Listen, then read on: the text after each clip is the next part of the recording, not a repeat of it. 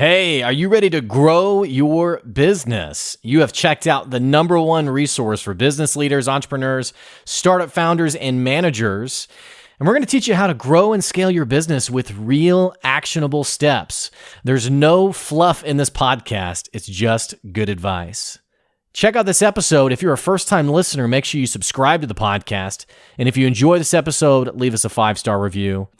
Today's episode is with Dan McGaw, who's the owner of McGaw.io. It's an analytics and marketing technology consultancy. And really what they do and what we'll be talking about today is how do you use the right programs, the right tools, the right technology to drive your marketing decisions? How do you make sense of it all? And more importantly, what do you need and what do you not need to really figure out how to get that next customer to your door? Talking about all that and more on today's episode. Stay tuned. Here comes your good advice.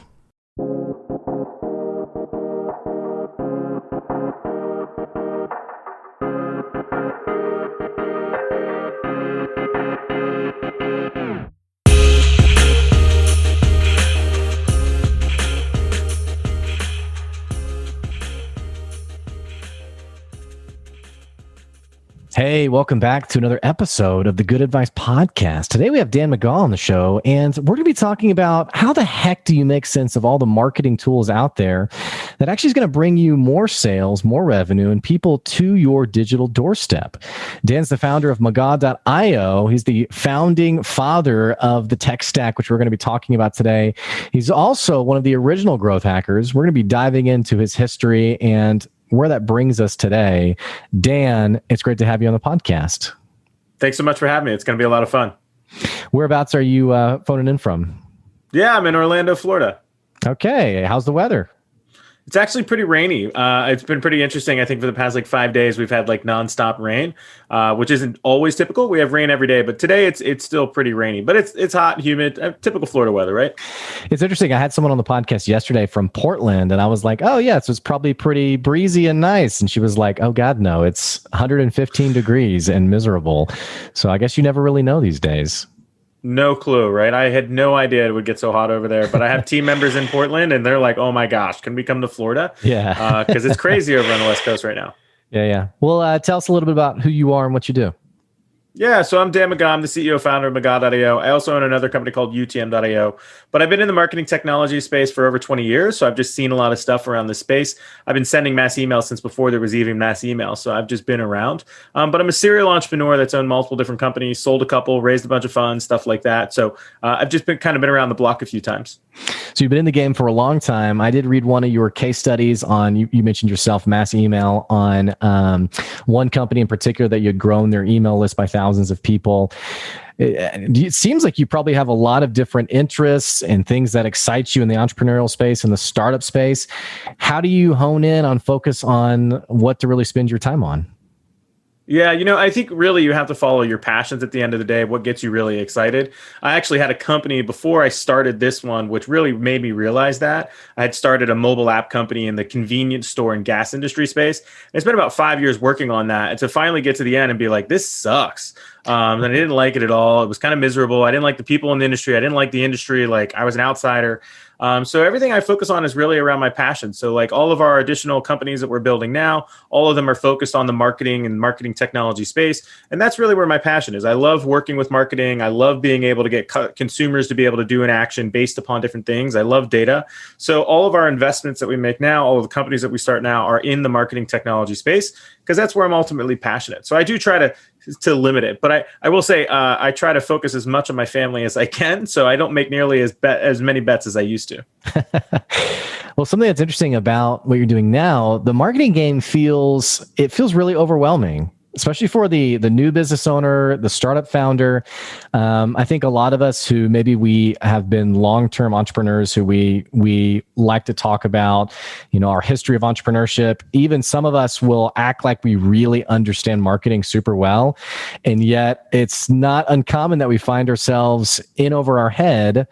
How have you made sense of all this? Yeah, honestly, I would just say I haven't. So I mean, the big thing that I think people try, you can't be an expert in everything, right? So you really have to kind of understand and know your lane. So there's a lot of different places in marketing, and I don't know a lot about most of them, right? So that's one of the key things is like I'm not an expert in everything. I don't get me wrong, I'm a generalist. I'm a T-shaped marketer. I go really, really deep in analytics and marketing technology. But when it comes down to how to leverage all of these tools extremely, extremely well, I'm probably the wrong guy. So like I'm not Marketo certified. I'm not Salesforce certified. So like, don't get me wrong, I have team members who can do that. But I know a lot about, I know a little about a lot, and then I know a lot about one main subject. So it is really, really hard to digest all of these things as a small business owner. And, that's one reason why contractors and freelancers are so helpful is because they do know those things a little bit better. But it's really about trying to stay focused, right? Focus on what you can do. Don't try to overextend and limit. I think the biggest problem that I see companies do is they continue to add more new things. And it's like, honestly, focus on maximizing one channel before you move on to the other seven. As business owners, we do get really easily distracted and frankly really excited. It's not uncommon that maybe we're scrolling through LinkedIn, Facebook, Instagram, what have you, and a particular digital marketer says, oh, it's so easy, like, hey, if you're not focused on TikTok, you got to get all in on TikTok, throw everything you have at TikTok. And so, the aspiring business owners like, oh my gosh, yeah. And they're going to sleep and thinking about, tomorrow when I wake up, I'm going to jump onto that channel. So this sort of feature creep happens a lot. You are a business that is supporting other businesses. How do you help keep people not distracted and focused on whatever goals you guys have set out to accomplish? Yeah, I mean, definitely there's shiny object syndrome that happens all the time. Even more so in marketing tech, because here comes some sales guy and some marketer who's got a great spiel and they have this tech that will make your business amazing, or some consultant that comes along and tells you TikTok is the next thing. And I just have to say, I'm a big fan of TikTok. I'm on TikTok all day long. It's definitely like what makes me happy in between my meetings when I need a quick break. So that being said, though, I mean, at the end of the day, what we always try to push back to is what are our objectives? What are the key results that are going to help us reach those objectives? And then how do we stay narrowly focused on that? And, I think that's a key part of strategy that most companies just don't listen to. Yeah. And when you distill strategy down to its simplest form, strategy is simply knowing what I'm going to say no to. And I think that's really, really hard for an entrepreneur, is even being able to say no. I mean, in our culture, it's natural. Oh, yeah, I'll help. Oh, yeah, I'll do this. And you keep saying yes.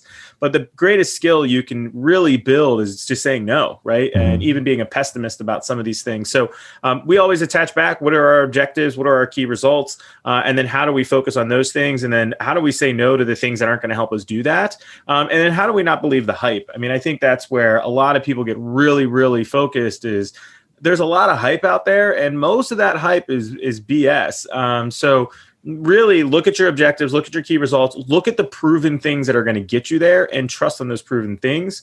And the last thing, and I'll just add on that, is stop trying to be an innovator. At the end of the day, one of the reasons why I'm a millionaire is because I was not the innovator out front. I went and let 500 other people ruin their businesses and overexpend on this cool innovation stuff. And then I waited for them to learn. And then I was like, hey, how'd it go? And they're like, oh man, I spent all this money. I did all these things. And I have clients pay me to do innovation stuff all the time against my advice. And I'm like, sure, I'll take your money because you're going to pay me $100,000. But at the end of the day, like, we wind up spending all this money to be innovative and barely got any good return out of it. So innovation is great, but being on the bleeding edge as a business doesn't make sense. Just like I still build my websites in WordPress. I don't use Webflow. Why? Because WordPress is cheap. WordPress does the job. It gets things done. It makes me money. I can move quickly. Yeah. So don't feel like you need to be an innovator all the time. Don't get caught up in the hype, and learn how to fucking say no. That's huge. I say no to everything. My first response to every question I get is no. So, and then I think, okay, is this good later? Isn't that kind of, I mean, I'm assuming is it ego that keeps, like, so let's think about like a business owner who hires you, or maybe not even, isn't even at the point of hiring someone yet, but they just know they're not good at something, or they know that they're trying to be that cutting edge. We're going to try it. A great example would be, I was talking to someone who, for their business, they were looking at really expanding to this one channel that they had no business expanding to. And I said, well, maybe it's not really worth your time. And they were like, oh, well, we got to. Everyone else is doing it. Like, we have to. We're going to get left behind. So, like, how often have you seen like this I don't know if it's panic. I don't know if it's ego. I don't know if it's just like following FOMO? the crowd. I guess it's FOMO. I mean, but especially you as a support to other businesses, do you find yourself having to really push back or convince people, or is it kind of just like, okay, you've made your bed, I guess we're just going to roll with it? I mean, what does that look like? Well, people definitely make their bed. That's a common term that I use all the time. So, but yeah, we push back. That's actually one of the big things about us is we hire very, very senior people that work here as consultants, and we tell other CEOs like, no. I mean, I've been in a meeting with a CEO before, and he overruled everybody in the conversation out of 15 other people. And I said, listen, like this is that moment in time. You've got to shut the fuck up, and you've got to start listening to the experts. And you just rolled your entire team, but you're making a really bad decision. And you can fire me as your consultant if you don't agree with me, but at the end of the day, I'm here to make your business more money, and I'm not here to make you feel good. So at the end of the day, people want to feel good. They want to belong. They want to do what everybody else is doing. That's natural human nature. That's really, really, I mean, if you look at evolution, how the humans have evolved, I mean, that's natural for us, right? So it's really the people that are out doing their own thing that are really making kind of their more money, right? So following the herd, yes, there is some part to that, which is helpful. But at the same time, the people that are unique and doing something a little bit different are typically the ones that ultimately become the bigger winners. So, but yeah, I would definitely say a lot of it has to do with ego. A lot of it has to do with kind of, I don't want to look wrong. Yeah. I don't want to fail. I don't want to miss out. There's a lot of FOMO. We see that a lot where I don't want to miss out on this opportunity. They're giving me this deal. There's a cognitive bias when people are, I'm going to miss out on this, and there's scarcity, and there's only 10 days left. All of that stuff is used against you. I mean, we literally have a PDF that our entire team has on their desktop to show them all the cognitive biases they can use when they're in a meeting. There's 21 of them. So like, really, people just get caught up in hype. I mean, they want to be like everybody else. And, I don't. I mean, I'm covered in tattoos. I don't want to look like everybody else, right? Well, that's something I like that you said was the power of no. And I so appreciate your description of strategy, because we kind of make strategy this really, like, oh, how do I be more strategic? And I love how you've boiled it down to essentially you're deciding, okay, what am I not going to do? Or like, how am I going to focus my energy? You've been in the entrepreneurial space for a long time. What are some of the things you've had to say no to? Oh, God. I mean, it's probably easier to the things I wish I would have said no to. I mean, I say no to investments all the time, for sure. I say no to starting new projects, new campaigns. I say no to a lot of things inside the company, buying tools and stuff like that. I think the biggest thing that I end up having to say no to is, of course, just buying new things, right? I'm married, I have 3 kids, even talking to my wife about like having to do something around the house. I'm like, no, can we like push that to this other time? Like, it just doesn't make sense right now. I say no so much that it makes it a little hard to point out the things that I say no to. As a CEO, my job is to sometimes say no to everything. But I can definitely say things, one of the things I think that's great for entrepreneurs is, something I wish I would have said no to more was one of the reasons why we don't have any investors or venture capitalists in my current company. We're a service-based business. We're growing like crazy, 100% year-over-year revenue growth, which is amazing. We could go out and raise capital. But one of the things that happened in a couple of the companies that I've been in with VCs and having a board is I've gotten a lot of bad advice. And I wish I would have been strong enough or had enough courage back then to tell my VC, no, we're not going to do that. Or no, I don't think that's good advice. There's a lot of situations where I've trusted my advisor or I've trusted my investor because I thought they knew more than me because they were older or smarter or whatever. My last company, Fuelsy, I should say my last company, it was a couple companies ago, but Fuelsy, I listened to my investor, and my investor gave me some really bad advice that I knew was wrong, but I was too much of a pansy to say something. And I should have said, no, that's bad advice. And we followed his advice, and it put us out of business. And same thing, similar happened to us at Kissmetrics. We listened too much to our investors. We listened too much to some people, and we should have said no. So I think it's easier for me to point out the times I wish I would have said no than to tell you, what do I typically say no to? Because I say no to everything. Yeah. This is an interesting segue in the conversation, because it feels like when we talk about startup culture, and especially when it comes to, finding that next big service or product you're going to offer, it feels like the majority of the conversation in the startup world is around your VC funding. And I was talking to someone who they said, "Hey, I'm looking for some startup help." And I said, "Yeah, well, let's find some good resources for, crafting your MVP and like validating your idea." And he cut me off and was like, "No. I mean, like, help me with like my pitch deck." And the more and more I've talked to people, the more this conversation on startup success seems to revolve around the pitch deck and pitching investors. And I get it. I get it from like the concept of, you're trying to raise capital for the business, but it feels like something's missing here, especially a business like your own that's bootstrapped and you have made it customer focused. And what does the customer really need? Do you see this disconnect as well? I mean, what's going on in the startup world? Oh my God, it's pathetic. It's absolutely sad. Business is about solving a customer's problem and earning revenue from them by solving their problem. Yeah. In many businesses, if you start out with doing hand-to-hand combat services, compared to building your product, you can still solve that problem and then learn even more about that problem to then go build your product, but then to self-fund it.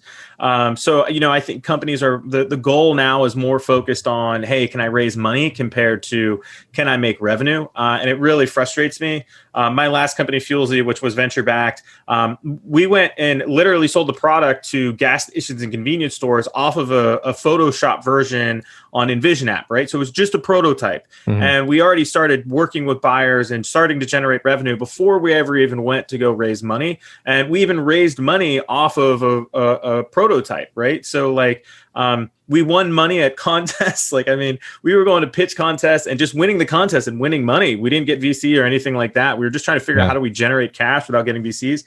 And I learned a lot from that lesson in the fact of that whole model of just going after VCs is really stupid.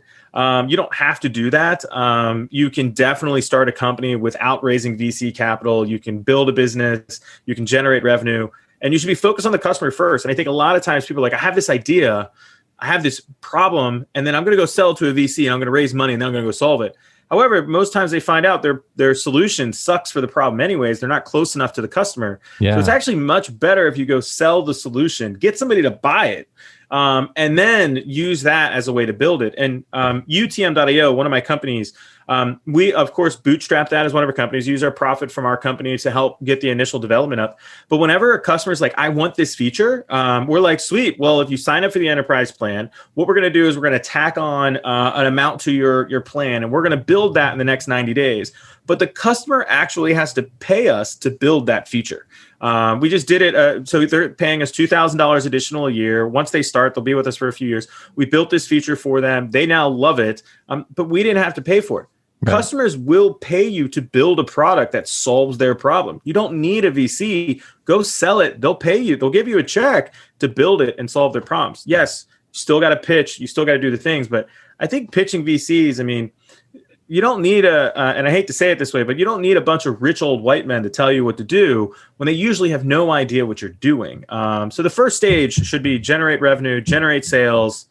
Yeah, I get the point of a VC, but it should be the first goal. I think it's kind of pathetic that startups only focus on that now. Yeah. Oh, I love your approach of honing in on the customer's problem and wanting to solve it.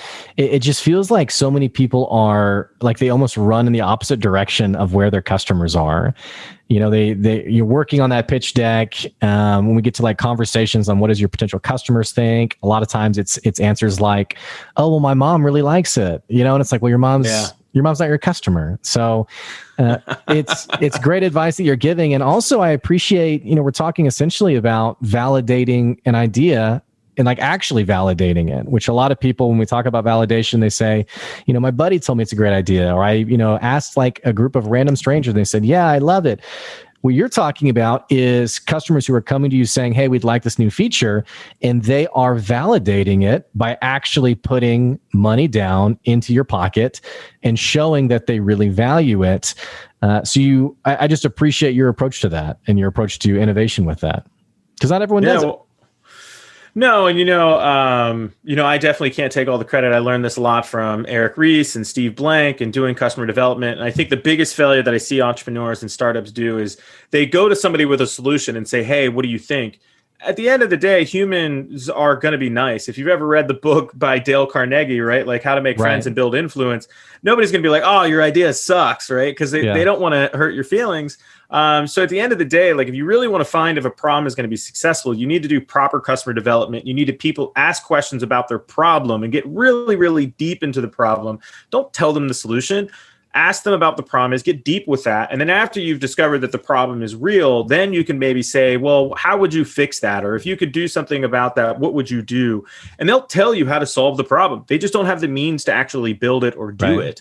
And a lot of people do it the exact opposite. They're like, I know gas stations suck, so I'm going to create this app that tells you cheap gas prices and everybody's going to love it.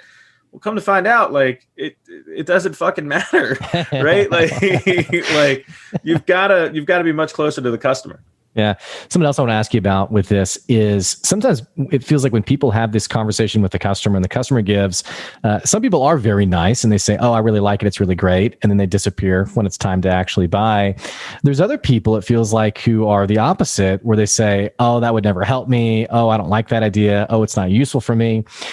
And it seems like we as startup founders, a lot of times we write that off with, that customer just didn't get it. It just didn't make sense to them. They're not our target customer, even though they really are. How have you given advice to other startup founders to really do a good job of collecting feedback and letting customers drive that product creation process without having thin skin, getting your feelings hurt, letting your ego drive it? What does that look like?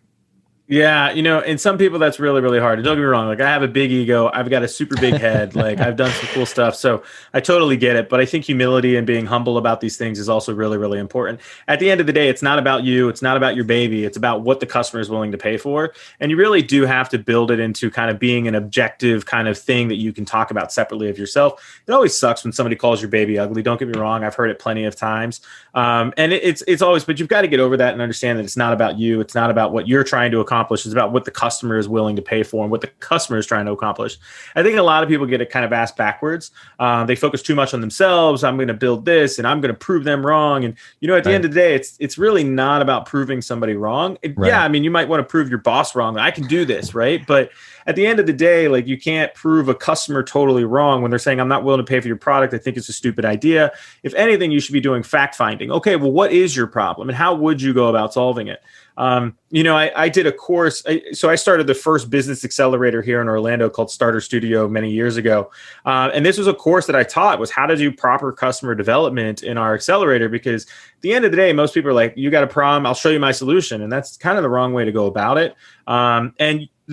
If anything, your goal should be finding that customer who calls your baby ugly. Like that is your goal. Find that customer that hates your product and learn as much as you can from that customer. That's really the goal. The goal is to get bad feedback. And I think even my team has a hard time with this at work. I don't want to be told that something I did was good. Like I already know it's good. Like that's my problem, right? Like I've done this for so many years. I know it's good. I want to know what's wrong. And I want to know every tiny little meticulous thing that I could have did better. That's really where you have to frame the product and the product cycle or building a business. Is your job is to find out what's wrong and then fix it. Your job is not to hear, it was great. Yeah, obviously that's a part of the business. But the faster that you can hear from your customers, that sucked, the faster you can fix the problem. And that's a huge problem in business now is people won't tell you things suck, right? They won't tell you, hey, I didn't like it. They just don't come back. Yeah. So you really have to be hyper focused on finding those customers that are going to be like, hey, that was bad. And then listening to them and exploring that. Yeah, it makes me think of one business who they were collecting survey feedback, and they had like a small stack of surveys they hadn't gone through. And I was like, well, what are those surveys? And they're like, those are the people who we knew like hated us, like had an awful experience. So we just kind of throw those out. And that was their approach to business was, we're just going to self-service ourselves with these really positive surveys and just ignore the negative ones, which I think gets more and more common these days. Oh my God. Well, I will say this. I do have a hack for surveys because naturally, like my book, if you check out my book, it's called Build Cool Shit. It's how to build a marketing tech stack. And I'll teach you a little bit of a trick. So when we send the follow-up email to people like, hey, how do you review the book, right? When in the email, there's 1 to 5 stars and you click on, if it was 1 star, that 1 star directs you to our website to give us feedback on it, right? So we can collect that feedback. That's really important because my next book, I'm going to use that feedback. However, if you're 4 or 5 stars, we don't send you to our website. We send you to goodreads.com so you can leave a good review online. So while I would agree, sometimes you need to maneuver where those people go to give yourself a better image, maybe on public social media. You should be listening to that critical feedback. Like I literally, if you leave me 1 star in my book, like I want to be like, I'll pay you $5 to give me 1 star and give me critical feedback, but naturally I'll get a bunch of 1 stars for no good reason. Yeah. No, that's a great hack. And it's like, if I know someone's going to give me 5 stars, I'll send them to like the Google review page, but the 1 star definitely goes to SurveyMonkey. And all right, tell me what's going on here. So let's talk about your latest business right now, McGaw.io. And let's talk a little bit more about what you're doing for businesses on a day-to-day basis. You mentioned the tech stack. We're talking about marketing tools that people can use to essentially make themselves more money. Let's talk a little bit more about literally the actual services that you're doing for businesses today. Yeah. So, I mean, it comes down to it comes down to 2 problems, right? So either people lack visibility in their customer journey and we help them get measurement so they can see what their customers are doing during that journey. And then, or it's, hey, we want to increase our conversions during that customer journey. And we ultimately help them increase those conversions by leveraging marketing technology, automation, personalization. At the end of the day, though, it's a lot of choosing of tools for companies, integrating those tools, operating those tools, and then using the tools to grow their business. At the end of the day, businesses are all software, right? Like everything inside of it, from QuickBooks to Salesforce to Marketo, it's all integrated tools that have to be connected. So where we really specialize is coming up with a suite of tools that are going to help you grow your business. Because the average company is using around 35 different marketing technologies on a daily basis. So there's a lot of tools out there. So we help choose the right tool for you to accomplish your objectives. And then we integrate those tools, help you get trained on how to use them. And then naturally, how are you going to use that tool for growth? So it's a lot of integration work of analytics. We do a ton of Google Analytics, a lot of different stuff around that, including like Amplitude and Mixpanel, really custom analytics, also business intelligence works. But it's also a lot of work of setting up marketing automation tools, setting up the CRM, connecting everything together so it can work, building out direct mail campaigns that are integrated in with Marketo and Salesforce. So it's a lot of operational work inside of these tools that, just a general marketer doesn't know how to do. And, we work at a really, really high level. I mean, a lot of our companies are billion-dollar companies, like we've worked with everybody from King's Hawaiian Bread to Service Titan to Eventbrite, and Maserati. We've worked with a ton of big companies, but we also have a lot of startups that we work with too, where we're working with smaller stacks that are maybe using an ActiveCampaign or a HubSpot. But it's definitely a lot of integrating of tools to help them achieve some sort of marketing campaign, whether that's personalization, marketing automation, text messaging, things like that. Do you ever have conversations with like a startup, for example, who maybe they have too many marketing tools that they're using, where they have 20, 30, 40 different programs, and they really can slim down to be more efficient or more targeted in their approach? Yeah, for sure. Right. I mean, I think there's definitely 2 worlds. You either have the best of breed stack, right, where you have a bunch of different tools, or you have the all-in-one suite where it's use one tool mainly for everything. If you're a really technical small company, the best of breed tools can definitely work, because best of breed will give you a lot more growth if you have a really technical person. But with a small company that doesn't have somebody who's really technical, we definitely push to be in that all-in-one suite. But most companies who do the best in breed route have multiple overlaps in their tools. So there's a lot of overlapping of tools. There's a lot of paying for things you don't need. So you really have to kind of keep a gut check on what are we using? What are we paying for? What value are we getting out of it? Because a lot of people will be like, oh, I can't lose this tool. It's $90 a month and I use it once a month. And it's like, but what are you doing with it? Yeah, you use it. It makes you feel good. And that's a problem with a lot of marketers, is our ego. It makes us feel good about something, but does it actually drive revenue, or does it help us understand how to drive revenue? And that's where you got to start pulling the plug on all of these tools. Speaking of one branch of tools in general, this concept of automating your business, automating messaging, things like that. What's the balance between automation and still having that personal touch for when you're reaching out, you're prospecting, reaching out to prospective customers? I mean, I got a message from someone the other day on LinkedIn, which, DM messaging is pretty much a cesspool of, pitch after pitch after pitch. But I got this message from one person that said, hi, Blake, this is an automated message. Isn't automation cool? And I guess on one side, I was like, okay, yeah, this is kind of cool. This person is sending me an automated message. But then on the other side, I was like, but also this is just a generic message that was sent out. So how does the startup founder protect their time and be efficient with automated tools and yet still communicate the power of individuality to their prospective customers? Oh man, it's hard. It's so hard. I'm not gonna lie. So I'm so known for automation that literally my personalized emails don't even get read. Like I literally have like wrote in my buddies like, "Hey man, happy birthday," and then like followed up like, "Hey, did you get my email?" He's like, "Yeah, but I ignored it because it was automated." I was like, "No, I literally wrote you a happy birthday email with a gift." He's like, "Oh." So a lot of people just don't know how to automate, and I'm known for that as well.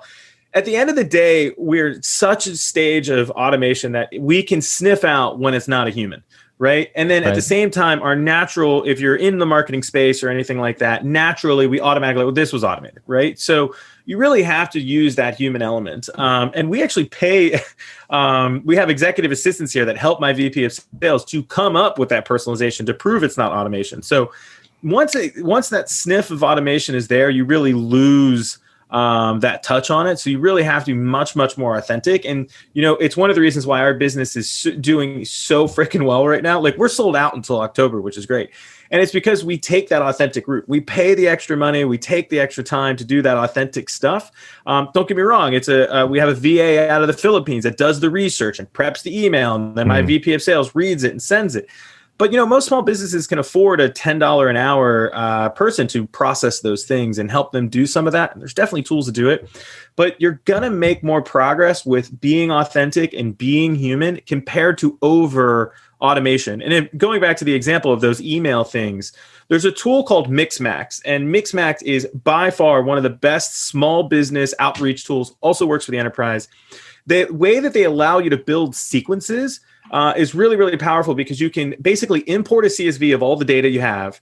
It will then say, okay, great, here are all the emails you're going to send. And then you can click on them. They're all pre-built out using your templates and automation. You can then click on one and add your personalization to that for that specific customer. And it just makes the flow of adding that personalization so much easier. So 95% of the email is templated, right? But it's that one line like, hey, I noticed that you went to Brooks Brothers a couple weeks ago. It was pretty cool to see that on Instagram. My brother went there and I loved it, right? Whatever.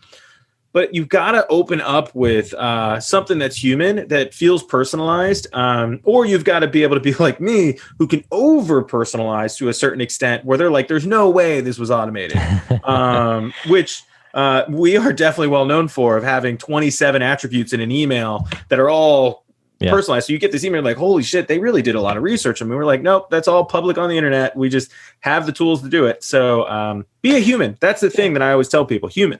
Well, and something else you said that I really appreciate is this concept of being human. Like, you don't have to necessarily, because sometimes I talk to people who they're like, oh, I just don't have the time for that. And I'm like, you're not sleuthing on like their profile, like finding out like where they were born and like what their life history is.